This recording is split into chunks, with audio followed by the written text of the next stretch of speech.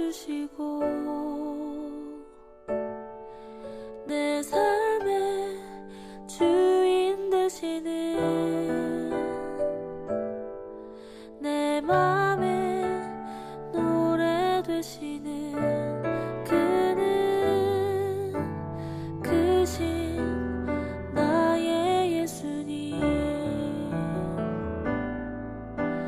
삶의 무게가 내 맘을 누르고 버티림 없는 시간을 지날 때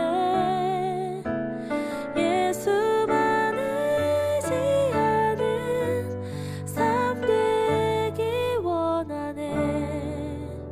주 붙드네. 주님 시선을 거두지 않은 삶 주의 은혜로 감당케 하시네. 예수로 사는 인생 책임져 주시니 주께 맡기네.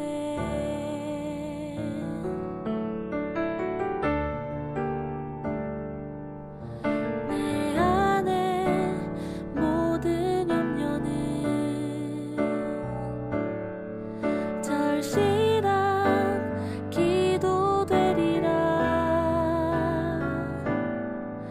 답답한 현실 속에서 주만 온전히 바라봅니다.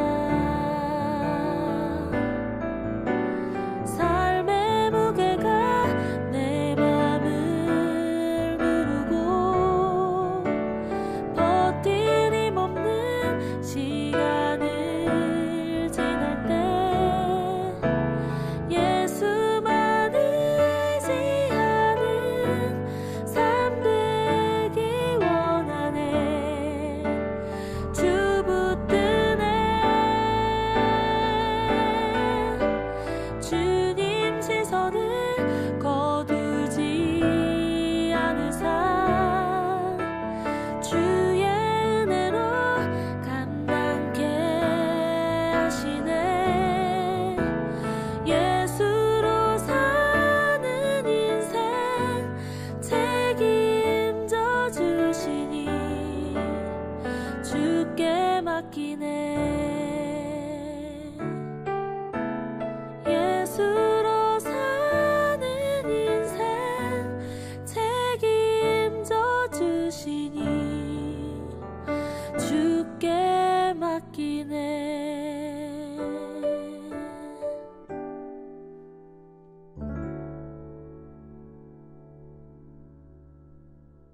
디모데전서 2장 8절부터 15절까지 말씀.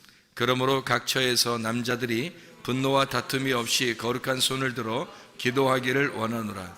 또 이와 같이 여자들도 단정하게 옷을 입으며 소박함과 정절로서 자기를 단장하고 따은 머리와 금이나 진주나 값진 옷으로 하지 말고 오직 선행으로 하기를 원하노라. 이것이 하나님을 경외한다 하는 자들에게 마땅한 것이니라. 여자는 일체 순종함으로 조용히 배우라. 여자가 가르치는 것과 남자를 주관하는 것을 허락하지 아니하노니 오직 조용할지니라. 이는 아담이 먼저 지음을 받고 하와가 그 후며 아담이 속은 것이 아니고 여자가 속아 죄에 빠졌습니다. 그러나 여자들이 만일 정숙함으로써 믿음과 사랑과 거룩함에 거하면 그의 해산함으로 구원을 얻으리라. 아멘. 여기에 보면 남자들은 거룩한 손을 들어서 기도하기를 원한다, 그렇게 이야기를 했습니다. 기도를 위해서 어떻게 해야 되는가? 손을 들어서 거룩한 손을 들어서 기도하기를 원한다 그랬으니까, 손을 든다는 것은 뭐예요? 항복한다는 말 아니에요. 무릎을 꿇는다는 것은 복종한다는 말이고,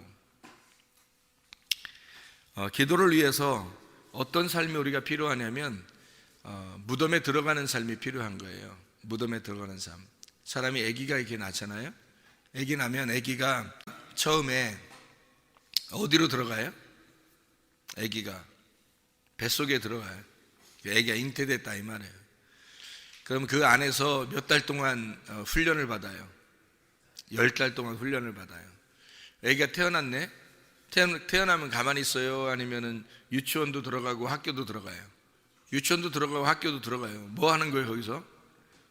훈련 받는 거예요.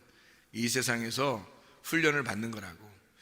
그리고 이제 이렇게 살다 학교도 가고 이렇게 살다 보면 남자들 같은 경우는 어디 또 가요? 군대도 가요. 군대도 가요. 남자나 여자나 이제 좀 크게 되면 뭐 이제 둘이 어떻게 해요? 결혼도 하고 그래요. 이게 다 뭐 하는 거예요, 이게? 왜 이런 과정들을 다 이렇게 둔 거야? 그 다 훈련하라 그러는 거예요. 서로를 훈련하려고 그렇게 하는 거거든요. 그러면 결혼도 하고 또 교회도 나와요, 또. 교회 뭐 이렇게 어릴 때부터 교회 다니는 사람들 있고 나이 먹어서 교회 나오는 사람들도 있고 교회도 나와요. 교회 뭐 하는 거예요, 교회에서? 훈련하는 거예요. 이렇게 훈련한다고 이렇게. 그러다가 이제 우리가 살다가 또 나중에 어떻게 돼? 나이가 먹고 아니면 뭐 이렇게 늙고 그러면은 죽어요. 죽으면 어떻게 끝나는 거예요? 아니면 진짜 무덤에 들어가는 거예요? 진짜 무덤에 들어가는 거예요. 그게 이제 뭐 하러 들어가는 거예요? 훈련하러 들어가는 거예요. 그러니까 우리가 사실은 다 모든 이 태어나면서 죽는 때까지의 어떤 과정이 다 훈련이에요. 훈련. 그러니까 하나님이 뭐 하기를 위해서 우리를 어떻게 하려고 훈련하시는 거예요? 거룩하게 만들려고 훈련하는 거예요. 그러니까 태어날 때부터 엄마 뱃속에서부터 또 학교에 들어가고 뭐 군대를 가고 결혼하고 뭐 교회를 다니고 죽고 다 모든 게 하나님께서 우리를 만들어 나가시는데 어떻게 만들어 나가시냐면 거룩하게 만들려고 만들어 나가시는 거예요. 목적이 뭐냐면 거룩함이에요. 그러니까 너희가 두 손을 높이 들고 하나님 앞에 기도하라. 그 말은 어떻게? 거룩하게 만들어 거룩한 손을 들어 기도하라는 거예요. 하나님은 그 기도가 왜 하는 거냐면 너희의 거룩을 위해서라는 거지. 너희가 두 손 높이 들고 기도하라. 그 거룩한 손을 들으라 이거예요. 왜냐하면 그 거룩이 목적이니까. 너희 자신들이 꼭 그런 표현만 해서가 아니라 너희 자체가 기도하는 그 삶이 거룩한 삶이라는 거예요. 그래서 기도하라는 거예요. 두 손을 높이 들고 무릎을 꿇고 기도하는 것은 우리의 태도가 하나님 앞에 바르게 정결한 태도가 되는 거죠. 하나님 우리를 보실 때 겸손한 태도를 갖고 하나님 앞에 기도하는 것이다. 하나님께 복종하겠습니다. 하나님께 항복하겠습니다. 하고 하나님의 그 거룩한 목적에 내가 순종하겠습니다. 그러면서 기도하는 거죠. 그러니까 이런 기도를 통해서 이렇게 살게 되면 하나님께서 우리를 정결한 그 신부로서 만들어 주시겠죠, 그죠? 자, 이 세상에서 정결한 처녀가 누가 있을까? 이 세상에서 이제까지 성경에서 중에서 가장 정결한 처녀가 누굴까요? 성경에서 처녀 중에 가장 정결한 처녀가 누굴까? 마리아겠죠? 왜 마리아가 정결한 처녀예요? 마리아가 가장 정결한 처녀예요. 왜 정결한 처녀냐면 예수님을 잉태했잖아요. 예수님을 임신했잖아. 그러니까 예수님을 임신한 게 뭐 그렇게 정결한 처녀예요? 그게? 왜 그러지? 이런 말 들어봤어요? 왜 그 여자가 건강이 안 좋으면 아기를 낳으면 여자가 갑자기 건강해질 수 있다 뭐 이런 얘기도 들어봤죠. 근데 이게 성경적으로 어떤 이야기냐면 예수님이 마리아 뱃속에 잉태가 됐단 말이에요. 성령에 의해서 잉태가 됐단 말이에요. 그러면 예수님이 들어온 것은 결국에는 누구의 씨예요? 성령님의 씨죠. 성령님에 의해서 아기가 잉태가 됐으니까 성령님의 씨란 말이에요. 그러니까 마리아는 여자고 성령님은 이제 남성이라는 거지. 하나님은 남성이고 이 남자가 자기의 씨를 여자에게 준 거잖아요. 그러니까 여자가 이제 예수님을 잉태했단 말이에요. 이 세상에서 가장 정결한 처녀가 마리아예요. 왜 마리아가 가장 정결한 처녀인지 생각을 해보세요, 여러분. 이 마리아는 죄인이에요, 아니에요? 죄인이죠. 마리아도 죄인이에요. 그러니까 예수님이 마리아에게 잉태된다는 것은 말씀이 육신 안에 잉태된다, 그런 말이랑 마찬가지죠. 말씀이 육신을 입고 왔다. 그래서 예수님이 마리아를 입고 들어온 거죠. 그러면 이제 마리아가 옷과 같은 거고 예수님이 그 옷을 입은 거지. 마리아 뱃속에 들어가서. 근데 이 배가 원래 마리아의 배는 더럽죠. 마리아의 배는 원래 정결하지 못하단 말이에요. 근데 예수님이 이 세상에서 하나님이니까 하나님의 아들이 이 마리아라고 하는 여자의 배를 갖다가 뱃속에 들어갔단 말이에요. 거기에서 10달 동안 이게 가득 찼단 말이에요. 가득 차가지고 여기 충만했다고요. 그죠? 여기에 충만해서 여기 배를 갖다가 어떻게 예수님이 들어갔으니까 원래 배 그냥 마리아 배는 정결하지 못하지, 더럽지. 그런데 예수님이 배에 들어가서 10달 동안 꽉 차니까 어떻게 돼? 배가 정결해지는 거죠. 하나님이 들어가 있는데 생각해봐요. 그러니까 이 여자만큼 정결한 사람이 없다. 왜? 예수님을 잉태했으니까. 예수님이 이 배 속에 들어가서 이 더러운 배를 다 청소하고 예수님이 나오시는 거죠. 그러니까 우리 인간들은 인간 스스로는 아무도 정결한 사람이 없어요. 근데 유독 마리아라는 이 여자한테 예수님이 들어가서 그 배를 청소하고 나오셨다고요. 그 자신이 마리아 뱃속에 들어가서 완전히 꽉 차서 충만했다가 나오셨으니까 그 여자의 배를 완전히 깨끗하게 만들어 버렸다고요. 그러니 이 여자만큼 정결한 사람은 없는 거죠. 그러니까 예수를 잉태하고 예수를 해산했다는 것은 그 자체가 거룩한 것이고 축복이라는 거죠. 마리아만큼 정결한 사람이 없다. 그래서 디모데전서 2장 15절에 해산함으로 너희가 구원을 얻을 것이다. 여자들이 만일 정숙함으로써 믿음과 사랑과 거룩함에 거하면 그의 해산함으로 구원을 얻게 될 것이다. 아들을 잉태하고 출산하는 역사죠. 그럼 이 아들을 잉태하고 출산하면은 크게 변화되는 게 하나 있는데 엄마와 아기가 함께 먹고 마신다는 거죠. 그게 큰 변화예요. 원래는 엄마는 엄마, 아들은 아들 이렇게 나오면 이게 엄마는 엄마대로 먹고 아들은 아들대로 먹겠죠. 그런데 이 엄마가 이 아기가 뱃속에 엄마 뱃속에 들어가면은 엄마가 먹는 게 아기가 먹는 거라고요. 그죠? 그리고 엄마가 먹는 식성이 완전히 바뀌어 버려요. 왜? 아기가 먹는 것을 엄마가 먹게 돼 있는 거니까. 그러니까 아기가 먹는 걸 엄마가 먹고 엄마가 먹는 걸 아기가 다시 또 먹는 거란 말이에요. 참 희한한 원리죠, 성경에 보면. 그러니까 우리가 하나님의 아들을 잉태하게 되면 요한계시록 3장 20절의 말씀처럼 하나님의 아들이 나에게 먹을 걸 제공하고 내가 하나님의 아들에게 먹을 걸 제공해서 함께 먹는다는 말이 요한계시록 3장 20절에 나오는 거지. 그래서 그걸 교회라고 그러고 그거를 천국이라 그렇게 말하는 거예요. 하나님의 나라는 함께 먹는 것이다. 이거를 예배, 함께 먹는 것을 예배라 그렇게 표현하는 거죠. 함께 먹여주는 거죠. 그걸 예배라 그렇게 말해요. 그럼 우리가 가장 중요한 게 뭐냐면 이 속에서 배에 하나님의 아들이 잉태가 되느냐, 이게 이 중요한 거죠. 하나님의 이 우리의 배에서 이 생수의 강이 흘러나오듯이 이 배에 하나님의 그 아들이 잉태가 되면 모든 건 완성되는 거거든요. 근데 잉태된 사실을 사람들이 잘 몰라요. 우리의 뱃속에 하나님의 씨가 뿌려졌는지 안 뿌려졌는지 사람들이 쉽게 깨닫지를 못한다고요. 왜 깨닫지를 못하는가? 금방 알면 좋잖아요. 야, 진짜 하나님의 씨가 우리 안에 임했구나, 우리 안에 지금 씨가 심어졌구나, 이거를 정확하게 알면 얼마나 좋겠어요. 그런데 대부분의 사람들이 그거를 잘 모른다고요. 그럼 이 과정을 어떻게 하면 알 수가 있느냐는 거죠. 어떻게 하면? 여러분, 어떤 과정을 통해야 이거를 알 수 있겠어요?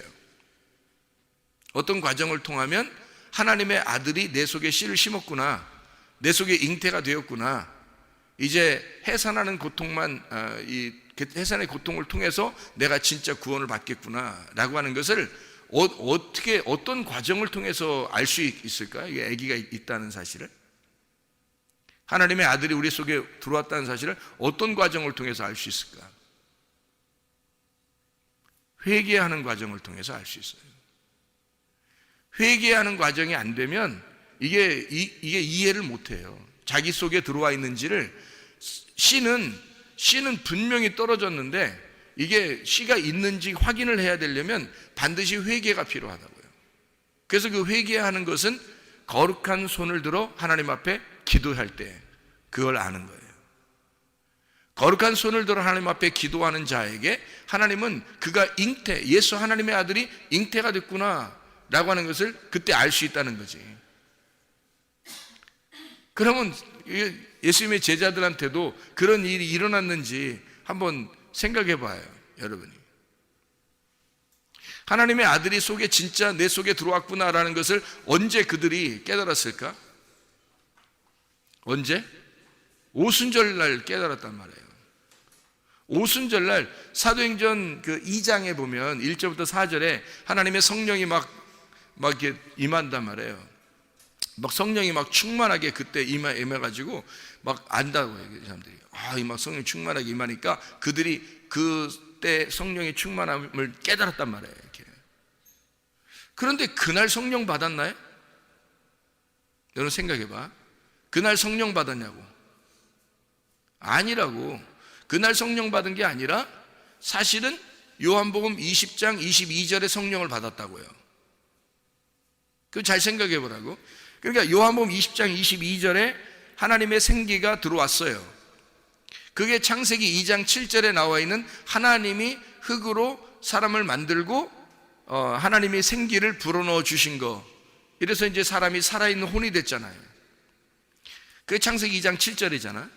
근데 이거를 그대로 요한복음 20장 22절에 예수님이 부활하고 난 다음에 일부러 예수님이 막 숨을 쉰단 말이에요. 그리고 뭘 받으라고 한다고? 성령을 받으라고 한다고. 근데 이 사람들이 받고 나서 성령을 받으라니까 받았잖아요. 받았을 거 아니에요. 근데 이게 알겠어 모르겠어? 모른다고요. 이게 성령이 속에 들어와 있는지 이걸 모른다고. 그러니까 여러분에게 똑같은 과정이 다 있는 거예요. 하나님의 성령이 여러분에게 호흡을 해요. 생기를 불어넣어 준다고. 하나님의 씨를 갖다 던진다고요. 근데 그것이 심겨져도 잘 모른다고요, 여러분. 자, 보세요. 사람이 남녀가 이렇게 둘이 잠을 자면 아기가 속에 생겼겠구나. 또는 아기가 속에서 막 있네. 이거를 알아요, 몰라요? 잠을 자면 무조건 아기가 다 들어와 있는 거예요? 그거 아니죠. 들어와 있는지 안 들어와 있는지도 몰라요. 그러니까 잠을 잔 건 분명히 확실한데 아기가 들어와 있는지 안 들어와 있는지는 모른다고요. 근데 언제쯤 이게 확인이 돼요? 어느 정도 시간이 조금 지나면 이게 표시가 난다고요. 몸에 변화가 일어나기 시작한다고. 그래서 아기가 속에 있다는 사실이, 아기가 속에가 있으면 이 몸이, 여자의 몸이 바뀐다고요, 점점. 배도 좀씩 나오게 될 것이고, 아기한테 이제 우유도 우유가 아니 젖을 먹여야 되니까 그것도 이제 변화가 있을 것이고, 이렇게 점점점 여자의 몸이 변하기 시작한다고요. 그러니까 결국에는 여자의 몸에서 가장 두드러지게 변화되는 것이 어디냐면 가슴하고 배예요. 가장 두드러지게 변화되는 것. 왜 그러냐면 생각해봐요. 여자가 갑자기 임신을 했다 안 했다를 몰라요. 그냥 잠잤다고 해서 임신했다는 걸 아는 게 아니고, 모르는데 갑자기 변화가 일어나는 게 있는데, 그게 바로 뭐냐면 먹을 거에서 변화가 일어나요. 먹는 데서. 먹는 게 바뀌는 거야. 이상하다, 뭘 먹고 싶어. 근데 자기가 좋아하는 게 아닌데 이상하게 막 먹고 싶어져. 생뚱맞은 게 막 갑자기 막 먹고 싶어져요. 겨울에 수박을 먹고 싶다고 하질 않나? 여름인데 겨울 과일, 여름인데 귤을 먹고 싶다고 하질 않나? 이렇게 갑자기 몸에 변화가 일어나면서 고기를 안 먹던 사람이 고기 먹고 싶다 그러고, 채소를 안 먹던 사람이 갑자기 채소를 먹고 싶다 그러고, 이렇게 바뀌는 거예요. 누가 속에서 바꿔놓냐면 아기가 바꿔놓는 거예요. 그러니까 먹을 거에서 먼저 변화가 일어나고, 그리고 가슴에서 변화가 일어나고, 배에서 변화가 일어나기 시작해요. 그럼 그때 이제 벌써 어떻게 돼요? 아, 내가 내 몸이 아니구나 라는 걸 깨닫게 되면서, 아, 이게 속에 아기가 있구나. 이제 뒤로 이제 거슬러 올라가 보죠. 그러면 진짜 이제 아기가 있다는 걸 알게 되는 거지. 그때서. 그전에는 모른다니까요. 전혀 똑같아요. 요한복음 20장 22절에 하나님의 씨가 그들에게 들어왔어요. 그런데 그들은 전혀 몰랐다고. 그게 들어와 있는지도 몰랐다고. 그런데 그걸 언제 알았냐면 사도행전 2장 1절부터 4절까지의 말씀에서 그때 예수님이 제자들에게 잉태가 되었구나 라고 하는 사실을 그때 깨닫게 된 거예요. 그리고 그들은 그때부터 몸의 변화가 일어나기 시작한 거죠. 그러니까 그 알게 되는 어떤 시점이 있다고요. 이게 그 알게 되는 시점이 언제냐면 회개할 때라는 거죠. 그들이 거룩한 두 손을 들어 하나님 앞에 기도할 때라는 거죠. 하나님의 말씀을 여러분이 들었다고 해서 다 그냥 속에서 임신했다는 사실을 여러분이 깨닫는 게 아니라 잘 몰라요. 말씀이 떨어지는데도 몰라요. 그런데 어느 날 여러분이 그 말씀 붙들고 기도하는데 하나님의 역사가 일어나기 시작하고 속에서 변화가 일어나기 시작한다는 거죠. 하나님의 아들이 여러분을 주관하기 시작한다는 거죠. 여러분을 통치하기 시작하는 거예요. 주인이 바뀌기 시작하는 거예요. 점점 바뀌기 시작하는 거야. 내가 내 뜻대로 막 살려고 했었는데 이상하게 그게 잘 안 되는 거예요. 어느 날부터 자꾸 교회 중심으로 바뀌는 거예요. 사람이. 어느 날부터 말씀 중심으로 사람이 바뀌기 시작하는 거예요.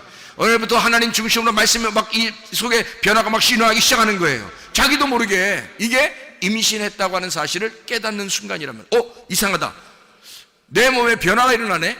내 마음에 변화가 일어나네. 내 생각에 변화가 일어나네. 언제로 거슬러 올라가 보니까 하나님의 씨가 떨어진 그 말씀을 붙들고 기도한 시점이 있더라는 거죠. 그때부터 하나님의 역사가 우리의 속에서 일어나기 시작한다는 겁니다. 확인하게 되는 거죠. 하나님의 성령이 그냥 들어왔다가 그냥 아무것도 모르게 가만히 있는 게 아니라 어느 날 사람을 갖다가 확인을 시킨다고요. 씨가 들어와 있다고 하는 사실을 어느 날 시간이 되면 이게 확인이 된다고. 근데 내내 그냥 똑같아. 씨가 들어왔는 것 같은데 내내 똑같아. 그럼 어떻게 될까요, 이 사람? 씨가 들어온 줄 착각한 거죠. 임신 안 된 거죠. 그러니까 성경에서는 우리에게 잉태하는 그 고통을 통해서 출산의, 해산의 고통이 나오는 거예요. 잉태가 돼야 해산이 나오는 거지. 하나님의 아들이 내 속에 잉태가 돼야 하나님의 아들이 출산이 되죠. 하나님의 아들이 출산하면 이 여자가 어떻게 되는 줄 알아요? 완전해지는 거예요. 거룩한 여자가 되는 거예요. 왜? 나는 부정했는데 하나님의 씨가 내 속에 들어와서 나를 정결하게 내 배를 싹 훑어서 내 배를 다 청소해서 나오게 되니까, 그러니까 나는 정결한 배가 되는 거죠. 하나님의 성령이 내 속에서 주관하는 정결한 배가 되는 거라고. 그러니까 정결한 사람이 되는 거예요. 그러니까 마리아가 되는 거지. 한마디로 순결한, 그 정결한 마리아가 되는 거죠. 하나님 앞에. 그러니까 이 씨를 전달받는 자가 누구냐? 여자예요. 땅입니다. 그죠? 씨를 전달하는 자는 남자예요. 예수님이에요. 그러니까 땅인 나에게 예수님이, 하나님의 성령이 우리에게 씨를 전달해서 그것을 물론 씨를 전달해 주는데 그걸 아느냐 이거야. 모른다는 거지. 자기가 모르고 있다가 이것이 어느 날 드러나게 된다는 거예요. 이 씨를 가졌다고 하는 사실을 드러나게 된다. 그러니까 뭐만 우리에게 씨를 이렇게 맺냐면, 씨라는 게 이 땅에 있는 씨도 있고 하늘의 씨가 있어요. 땅에 있는 씨는 하늘의 열매를 맺을 수가 없어요. 그래서 하늘의 씨만 이 땅에 내려와서 하늘의 열매를 맺는다고. 그게 진리의 말씀이라고요. 진리의 말씀이 여러분에게 떨어져서 다른 것들도 내가 뭐 말씀 많이 듣고 나 뭐 했는데, 그런 씨는 열매 맺는 게 아니라고요. 그거는 아무리 많이 받아도 그건 이스마엘의 그 사람들밖에 되지 않는다고요. 짐승의 씨밖에 되지 않는다고. 그래서 그게 더 많죠. 수많은 사람이 있을 수 있죠. 그러나 진짜 하나님의 진리의 씨, 그것이 들어와야 그게 착상이 되고, 그 씨가 들어와서 착상이 되면 임신을 하게 되는 거예요. 그 임신을 확인하는 그 회개를 통해서 그 하나님의 아들이 되는 거예요. 그러니까 이삭의 자손이 되는 거지. 아브라함과 이삭과 야곱의 자손, 우리도 하나님의 아들들이 된다는 얘기예요. 그렇게 돼야. 그래서 이 속에 예수님이 잉태했다가 이 속에서 출산하면 나는 거룩한 정결한 여자가 되니까 하나님의 사람인 거죠. 그게 신부예요. 그게 그리스도의 신부. 왜? 신부라는 건 뭐예요? 원래 처녀였는데 처녀는 정결한 게 아니거든요. 부정하단 말이에요. 근데 처녀 중에 모든 부정한데 우리가 하나님의 아들이 들어왔다가 이게 여기서 배를 다 훑어서 나갔단 말이에요. 그래서 이 배가 깨끗해졌어. 그래서 나는 누구의 씨를 받았던 사람이에요? 예수의 씨를, 그 신랑의 씨를 받았던 사람이라나? 그러면 예수의 씨를, 신랑이라는 씨를 받았으니까 나는 뭐가 된 거예요? 신부가 되는 거죠. 그러니까 처녀가 하나님의 아들의 씨를 받았으니까 신부가 되는 거예요. 그러니까 하늘나라 올라가면은 신부가 올라가는 거죠. 하늘나라에. 처녀가 올라간다고 하지 않았죠. 음녀가 올라간다고 안 했죠. 신부가 올라간다고요. 신랑을 만난 자가 신부란 말이에요. 신랑을 제대로 만나면 그때 신부가 되는 거예요, 여러분. 그러니까 천국에 올라가는 사람들은 신부가 돼야지 천국에 올라가는 거예요. 다시 말하면 하나님의 아들이 잉태가 되거나 또는 잉태돼서 해산하는, 출산하는 그 고통을 가진 자. 그래서 말씀이라고 하는 건요, 우리에게 이렇게 떨어지잖아요. 말씀이 막 떨어지면 이게 우리에게 심판도 오고 구원도 오는 거예요. 그 심판을 통해서 회개가 일어나고 회개를 통해서 구원이 오는 거죠. 그러니까 회개라는 것이 없으면, 거룩한 손을 들어 하나님 앞에 기도하는 것이 없으면 우리는 그 임신한 사실을 깨닫지를 못해요.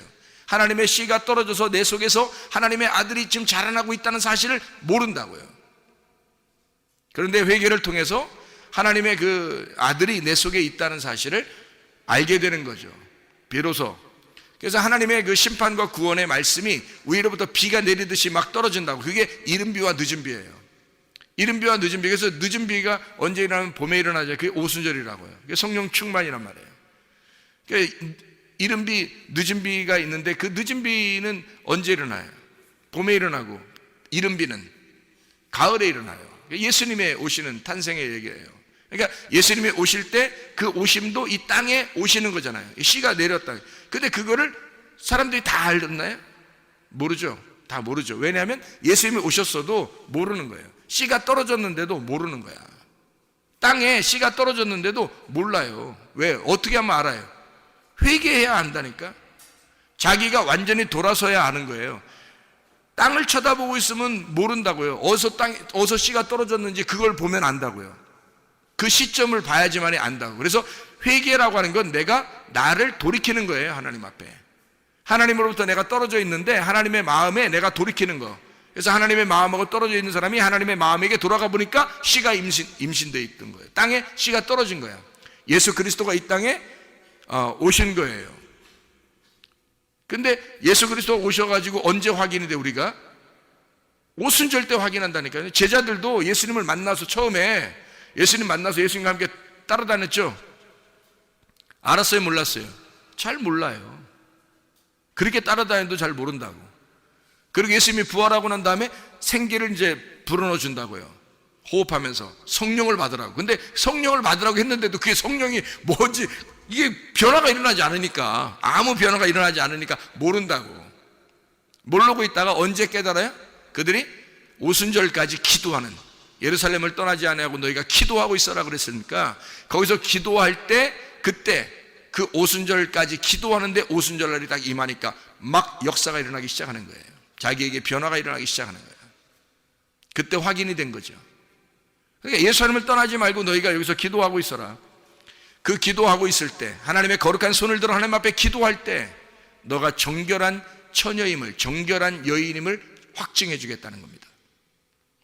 네 속에 진짜 하나님의 생기가, 하나님의 씨가 들어왔다는 사실을 네가 깨닫게 될 것이다. 배를 깨끗하게 만들어 줄 것이다. 배가 속에서 하나님의 아들이 네 속에 잉태되어 너 같은 더러운 집에 하나님의 말씀이 들어와 있다는 사실을, 거룩한 하나님이 들어와 있다는 사실을 네가 깨닫게 될 것이다. 드디어 주인이 바뀔 것이다. 회개란 말이에요. 회개를 통해서 이 사실을 깨닫게 되는 거죠. 노아 홍수 때도요, 노아 홍수 때도 하늘의 창문이 막 열립니다. 창세기 7장 11절에 하늘의 창문이 막 열려가지고 거기서 비가 막 떨어지죠. 그게 이른 비와 늦은 비와 같이 비가 내리는 거예요. 내려오면은 그 하늘의 창문이 막 열린단 말이에요. 하늘의 창문이 열려서 비가 떨어져요. 이게 뭘 얘기하는 거예요? 교회에서 하나님의 말씀이 지금 떨어지는 걸 얘기하는 거야. 하늘 창문이 열렸잖아. 창문이. 하늘 창문이 열려서 비가 막 떨어지는 거예요. 지금 말씀이 막 떨어진다고. 그러면 어떤 사람은 심판을 받는 거고 어떤 사람은 구원을 받게 된다고요. 노아 방주 안에 들어가 있는 사람은 구원 받게 된 거고, 노아 방주를 밖에 있는 사람은 그 사람은 심판을 받게 되는 거고, 똑같은 비인데 똑같은 하나님의 말씀이 떨어지는데 어떤 사람은 심판의 말씀이 떨어지고 어떤 사람에게는 구원의 말씀이 떨어지는 거라고요.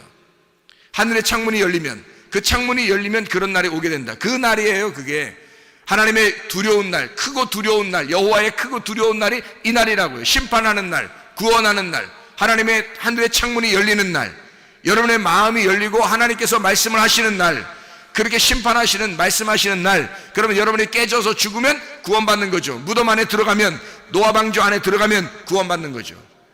그렇게 잉태가 되고 학교에 들어가고 군대에 가고 결혼하고 죽을 때까지 하나님은 우리를 계속 만들어 가신다고요.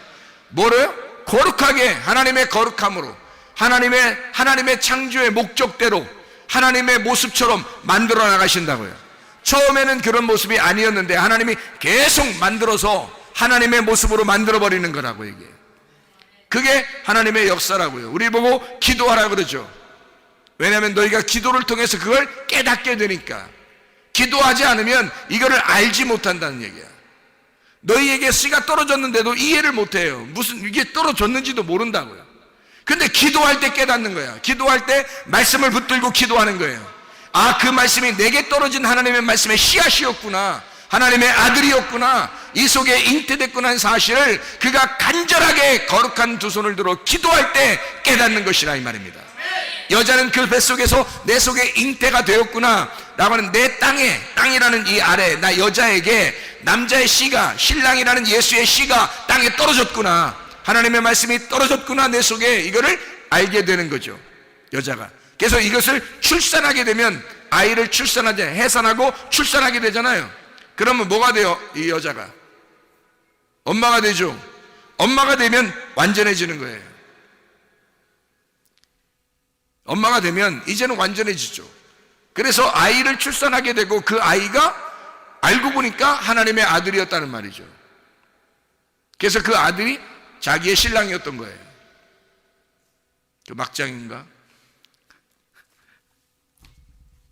그런 의미가 아니고, 예수님이 우리 안에, 마리아 안에 잉태가 돼서 출산하고 나니까 그 마리아가, 그 아들이 누군지를 나중에 깨달은 거야. 하나님의 아들, 이 땅에 오신 신랑임을 깨달은단 말이죠, 이 마리아가. 그래야 정결한 신부가 돼서 그 신랑의 신부가 되어 하나님 나라에 가죠. 하나님 나라에 갔더니 여러분, 마리아가 예수님 어머니더라 그러면 되겠어요? 이상하잖아. 그게 더 막장이지. 그 하나님의 그 어머니가 돼버리면 어떻게 해? 하늘나라 올라가서. 그럼 마리아가 어떻게, 거기서 더 높은, 대왕 대비마마 이렇게 되는 거잖아. 이렇게 하면 더 막장이지. 그렇게 하면 안 되지. 하나님의 아들의 신부죠. 우리 모두는, 그러니까 마리아는 대표적으로 마라라고 하는 쓴물에서 나온 여인이란 말이에요. 우리도 죄인인데 그 쓴물이 하나님의 아들을 받아들임으로써 단물이 되었다는 거지. 나라는 마리아를 싹 다 끌어내니까, 나라는 배를 싹 다 쓴물을 다 끌어내니까 이 속이 달아졌더라, 이 속이 깨끗해졌더라, 그 말이죠. 그래서 정결한 신부가 되었다, 이 말이죠. 하나님의 그 아들, 그 신랑의 신부가 되는 준비가 되었다, 그 말이에요. 그러니까 정결한 사람이라 그러지. 여기서 무슨 말인지 알겠어요? 디모데전서 2장 15절에 여자들이 만일 정숙함으로써 믿음과 사랑과 거룩함에 거하면 그의 해산함으로 구원을 얻을 것이다. 구원을 얻는 게 뭐예요? 하나님의 아들의 신부가 되는 거예요. 그게 구원이라고. 하나님 나라에 가는 게 구원이라고요. 하나님의 나라에 사는 게 구원이라고요. 그러니까 하나님의 나라를 우리가 지금 살지 못하면 여전히 괴로운 거죠. 염려와 근심과 원망과 불평이 계속 끊이지 않는 곳이 땅이니까 땅에 우리 그 땅 자체는 아니라고. 씨를 받지 못하면 이거는 땅은 어둠이라고요. 근데 씨를 받아, 빛이라고 하는 씨를 받으니까, 하나님이라고 하는 씨를 받으니까 땅이 바뀌는 거죠. 그 씨가 땅을 바꿔버리는 거예요. 그래서 좋은 밭을 만들어 땅에 보화가 심겨지면 그 땅 자체가 값어치 있는 땅이 되는 거죠. 보화 때문에, 보화가 심겨지니까, 씨가 심겨지니까 그 밭이 귀한 밭이 되는 거지. 비싼 밭이 되는 거지. 보화가 안 심어졌어요. 그냥 땅은 땅이에요. 어둠이고 아무것도 아니에요. 값어치가 없어요. 그런데 씨가 심겨졌어. 보화가 심겨졌어요. 그 땅은 귀한 밭이 되는 거죠. 비싼 땅이 되는 겁니다. 하나님의 그 말씀이 우리의 속에 들어와서 우리의 속에 하나님의 아들이 잉태, 착상이 되고, 그리고 그 속에서 거룩한 아들이 자라나게 되면 우리는 이제 하나님의 아들이 되는 거예요. 그 사실을 언제 깨닫는가? 오순절 때 깨닫는다. 오순절 때 깨닫는다는 말은 뭐라? 기도할 때, 거룩한 두 손을 들어 기도할 때 깨닫게 된다. 그거를 깨닫게 되면 하나님의 아들이 내 속에 있음을 알게 되니까 하나님의 아들 중심으로 살게 되는 거죠. 그러면 이게 천국이란 말이에요. 여러분, 이 땅에 살면서도 천국 살아야지. 그리고 천국 살다가 천국을 가야 될 거 아니에요. 그 천국이라는 나라가 어느 나라예요? 하나님의 아들의 나라예요. 하나님의 사랑의 아들의 나라. 그게 천국이라고. 그럼 그 아들과 함께 있어야 가는 거죠. 그 아들이 있다는 사실을 내가 깨달으면 담대할 것이고, 아들이 속에 있다는 사실을 깨닫지 못하면 불안할 거란 말이죠. 그 하나님이 우리에게 주시는 영은 두려워하는 영이 아니라는 거잖아. 그죠? 하나님의 아들이 오시는 그 하나님의 아들의 그 영은 두려워하는 영이 아니에요. 능력과 사랑과 절제하는 영이죠. 하나님 우리를 통치하시고 컨트롤하는 하나님의 계획, 그런 영이란 말이에요. 두려워하는 영이 아니라고요. 그러니까 세상에 어떠한 일이 벌어져도 하나님의 아들이 내 속에서 착상이 되고 그 속에서 하나님의 아들이 자라나기 시작하면, 그 사실을 깨닫게만 되면, 언제? 오순절에. 여러분의 속에 오순절이 임해야 된다고. 하나님의 그 오순절이, 왜냐하면 하나님의 말씀이 예수님이 호흡을 해서 딱 호흡을 했는데 그냥 생기가 들어왔다고 그냥 다 아는 게 아니라니까. 그날 아는 게 아니에요. 요한복음 20장 22절에 보면 그때부터 사도행전 2장에 있는 때까지 기간이 남아있어요. 그때까지는 몰랐다고, 제자들이. 그 자기들 속에 뭐가 있는지 확인을 못했다고요. 근데 사도행전 2장이 딱 되니까 하나님의 성령이 막 역사하심을 깨달았다고요. 그때. 그날 확실히 자기 속에 하나님의 아들이 있다는 사실을 깨닫게 된. 그러니까 담대하지. 이제 그때부터 하나님의 아들이 나와 함께 있구나라는 걸 담대하게 되죠. 하나님의 그때 예수가 나에게 호흡을 주신 그 말씀이 내 속에 하나님의 아들이 잉태된 하나님의 아들과 내가 함께 있구나라는 그 사실을 깨닫게 된 거죠. 그날 오순절날 깨닫게 된 것입니다. 뭐 할 때? 거룩한 두 손을 들어 기도할 때 이 사람이 깨닫게 된다는 거지. 그런 담대함으로 살아가야 이 땅 사는 주님 오실 때까지, 우리가 재림하는 그 주님 오실 때까지 계속해서 우리가 담대한 마음으로 살아갈 수 있는 것은 오순절을 경험한 사람들만이 그때 주님을 담대하게 살다가 주님 만나게 되는 것입니다. 오순절이 여러분 속에 임하시기를 바랍니다. 기도하겠습니다. 우리 하나님 아버지 사랑과 은혜를 감사합니다. 하나님, 예수 그리스도의 말씀이 늘 우리에게 떨어지지만, 그 씨가 늘 떨어지지만, 그 생기가 늘 우리에게 들어오지만, 하나님의 아들이 늘 우리에게 들어와 계시지만, 그러나 우리가 깨닫지를 못하고 있을 때가 얼마나 많은지 모릅니다. 하나님, 오순절이, 하나님의 성령의 오순절이 우리에게 임하게 하셔서 하나님의 성령으로 충만한 시간들을 살다가 주님 만나게 도와 주시옵소서. 예수 그리스도 주님을 경험하다가 주님 만나게 도와 주시옵소서. 천국을 살다가 주님 만나게 도와 주시옵소서. 예수 그리스도 존귀하신 이름 받들어 기도 올리옵나이다. 아멘.